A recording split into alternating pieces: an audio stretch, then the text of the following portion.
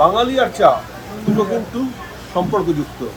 বিশেষ করে ঘুম থেকে উঠলে বাঙালির চা লাগেই লাগে, এবং সেই চায়ের স্বাদ হয় প্রস্তুতের কারণে। প্রস্তুত যেমন হবে স্বাদ তেমন হবে। একটা অভিনব পদ্ধতি দেখাবো আমরা কীভাবে চা বানাচ্ছে। এবং কলকাতা কেন, আমার মনে হয় গোটা রাজ্যে কিন্তু এরকম কিন্তু খুব একটা মিলবে না। আমরা আমাদের এই সময় লাইভে দর্শকদের দেখাচ্ছি সে অভিনব এক চায়ের প্রস্তুতি।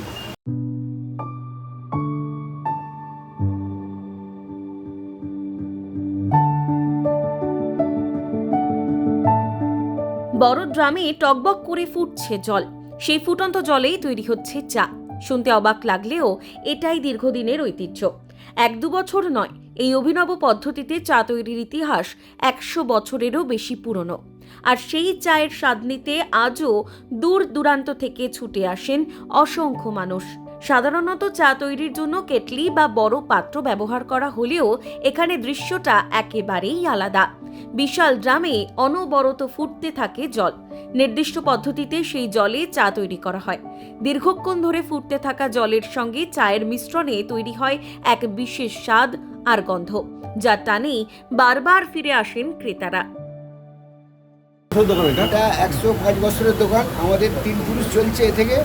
আমার দাদুর আমলের দোকান, আমার বাবা এবং আমার কাকা এবং তার নাতিরা এখন পর্যন্ত চালিয়ে যাচ্ছে বর্তমানে। এই পরিস্থিতির মধ্যে এতেই আমাদের দিন যাপন করে আমাদের সংসার চলছে, আর আমরা এই করে খাচ্ছি, আর এখনও যতদিন পারি চালিয়ে যাব। এইটা কিভাবে বানাচ্ছেন, কিভাবে? প্রথমে চিনি দিলাম, তারপরে দুধ দিলাম, তারপরে গরম জল ফুটছে ট্যাঙ্কে। এই ট্যাঙ্কের ব্যাপারটা কেন? এই ট্যাঙ্কটা জল অলরেডি 24 আওয়ার্স ফুটে আছে, 24 ঘন্টা। আমরা সেই জল বের করে লিকার দিয়ে তার মাধ্যমে আমরা চাটা করে যাচ্ছি। চাটা মানে সাধারণ দোকানে এরকম দেখা যায় না, এইখানেই কেন এরকম ট্যাঙ্ক দিয়ে আপনি ভাবলেন কেন? এটা আমাদের পূর্বপুরুষ ধরে চলে আসছে, আমরা এই সিস্টেমই চা করে আসছি এখন পর্যন্ত। কোনো সসপেন্স সিস্টেম নয়, এটা জাস্ট একদম সঙ্গে সঙ্গে ট্যাঙ্ক বক্স থেকে জল বের করছি, সেই জল বের করে আমরা সেই চা বিক্রি তার মাধ্যমে আমরা। কিসে বানানো ট্যাঙ্কটা? কি দিয়ে বানানো এটা? ট্যাঙ্কটা কি দিয়ে বানানো? ট্যাঙ্কটা হচ্ছে নিচে পিতলের সিট দেওয়া আছে আর উপরটা অ্যালুমিনিয়াম দেওয়া আছে। প্রজন্মের পর প্রজন্ম ধরে চলে আসছে এই চা তৈরির রীতি। সময় বদলেছে চা তৈরির নানা আধুনিক পদ্ধতি, কিন্তু এই শতবর্ষ প্রাচীন ঐতিহ্যে এখনো পড়েনি ভাটা। বরং সোশ্যাল মিডিয়া ও মুখে মুখে এই অভিনব চায়ের কথা ছড়িয়ে পড়ায় বাইরের মানুষের আগ্রহও বেড়েছে। চা প্রেমীদের কাছে এই পানীয় শুধু এক কাপ চা নয়, এর সঙ্গে জড়িয়ে রয়েছে ইতিহাস ও নস্টালজিয়া। কেউ আসেন পুরনো দিনের স্বাদ নিতে, কেউ আবার শুধুমাত্র অভিনব পদ্ধতিতে তৈরি চা দেখতেই হাজির হন। জন্য ঠিক আছে।